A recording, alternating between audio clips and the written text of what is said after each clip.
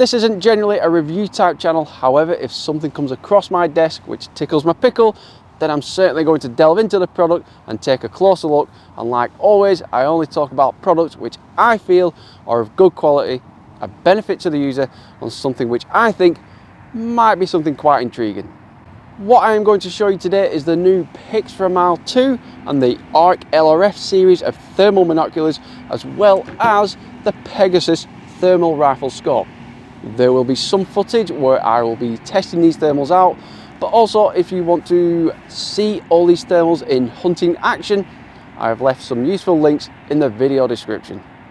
There are several models of each of these, ranging from different lens sizes, different sensors and different net D ratings to cater for different needs and different budgets.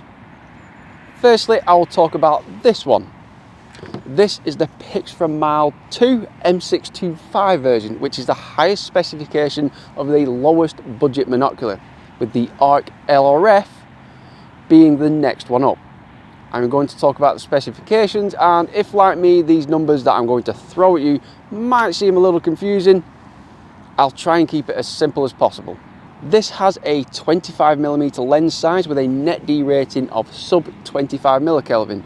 The lower the net D rating, the more sensitive the thermal is to picking up a more reliable heat source, and a sub 25 millikelvin is quite a high specification, but it's not the highest. But you can still expect a clear and reliable image at this range. This leads me to the sensor, which has a 640 by 512 resolution.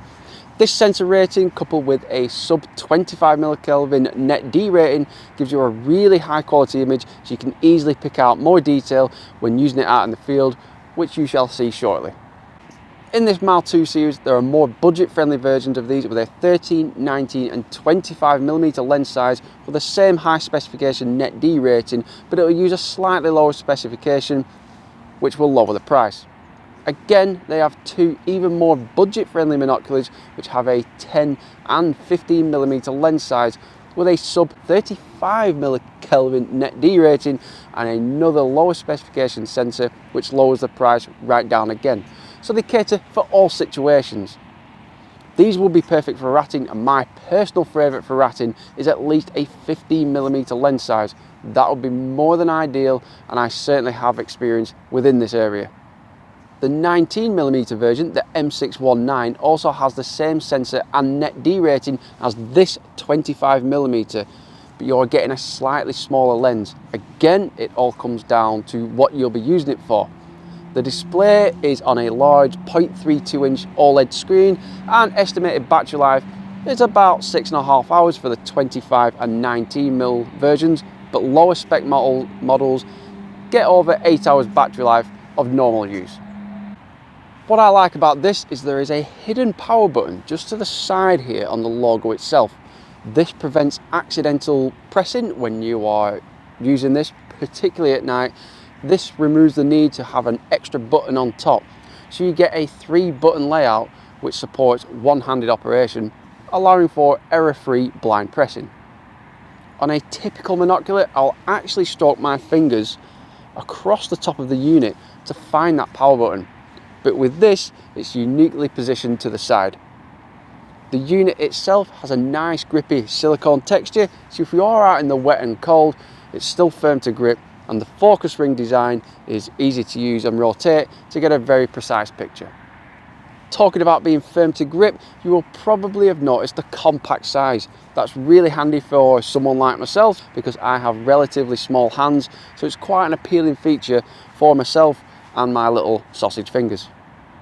Each model in the Mile 2 series includes a carry bag, neck strap and wrist strap. The device's lanyard hole is centrally positioned to prevent the dice from tilting when worn around the neck. It supports up to 4 people to connect to the device's hotspot simultaneously with a transmission distance of over 40 meters, which means that the person next to you can see on their smartphone what you are seeing through the thermal monocular itself in real time. Now I know that's quite a lot of information taken just for the Mile 2, so I shall briefly explain the difference between this and the ARC LRF. The ARC is one step up from the Mile 2, meaning that this is a slightly more premium monocular. There is no budget sensor in these. They have two sensor variants, which are the 384x288 and the 640x512. The net D on these are also upgraded to a sub 20 millikelvin compared to the sub 25 millikelvin on the Mile 2 series. You also get a larger display and a larger lens size, starting at just 19mm all the way up to 50mm. This particular one is the A635 version, which has the highest sensor rating paired with a 35mm lens. If you haven't figured it out yet, the ARC has a laser rangefinder which can range all the way out to 1000 meters, but the ARC is also available without an LRF. The Mile 2 and the ARC share many of the same features apart from the laser rangefinder, which is only available on the ARC LRF, but they offer large options to cater for all budgets and needs. It's whichever one you think will be perfect for you, and they certainly have enough of them to choose from. Onto the Pegasus thermal scope. I would say this is the scope version of the ARC. There is no LRF, however, but the specifications of each of these variants of this scope are very similar to the ARC monocular. Like I just said, there are 4 variants, 2 with a mid-range sensor, the 384x288, and the other 2 with a premium sensor of 640x512, all with the options of a 35 or a 50mm lens. These also have a longer battery life than the monoculars, which can last up to 11 or 14 hours on its internal battery, depending which sensor variant you choose. These will sit in 30mm scope rings, just like a traditional rifle scope. After using and comparing these PIXFRA thermals, I'm really impressed with the amount of various options available to suit all budgets. You may see these in future videos because, as you know, I will only use or promote products that I truly believe in and would actually use myself. The Mile 2 and the Pegasus both use internal battery systems, whereas the ARC LRF utilises 18650 batteries, meaning you can take spare batteries out with you into the field if your batteries start getting low. Personal preference here, but I prefer to take spare batteries with me and swap and replace batteries out in the field. Nothing wrong with the internal battery systems like you get with the Mile 2 and the Pegasus, but I just like the option of being able to carry spare batteries, whereas you can't with these two. However, internal battery systems generally have a longer battery life, so it isn't too much of an issue either way.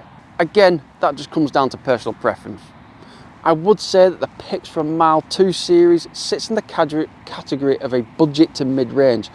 Why it sits there is because you have the very budget-friendly options such as the M210 with lower lens sizes, lower spec sensors, etc.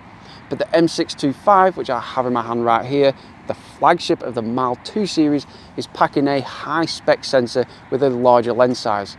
To get into the top high spec range, however, is where your lens size will need to increase from 25 to 35mm all the way to 50mm, and they will also have a top end sensor as well, but the price will reflect that, and that's where the ARC series, LRF series of monoculars would then come in to take it to the next level.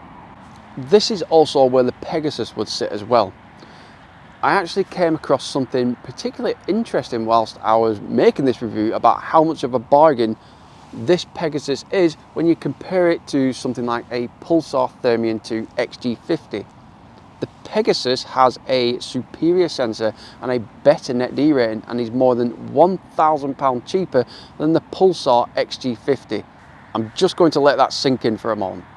So if you are looking for a new thermal scope, then I strongly suggest you take a good look at these, and if you ever see me at a shooting show here in the UK, then please come over and chat with me and I can give you my thoughts. If you have any questions for me, I'll try my best to answer them for you. Hopefully I've helped you understand a little bit more about PIXFRA and their range of thermals. Don't forget to check out the hunting videos of these thermals in action with links in the video description below. And if you have any questions about the products in this video or anything else about PIXFRA, please leave me a comment. I'll try answer them as best as I can. And don't forget to check out PIXFRA's official YouTube account. I've left links for everything in the video description. Cheers guys.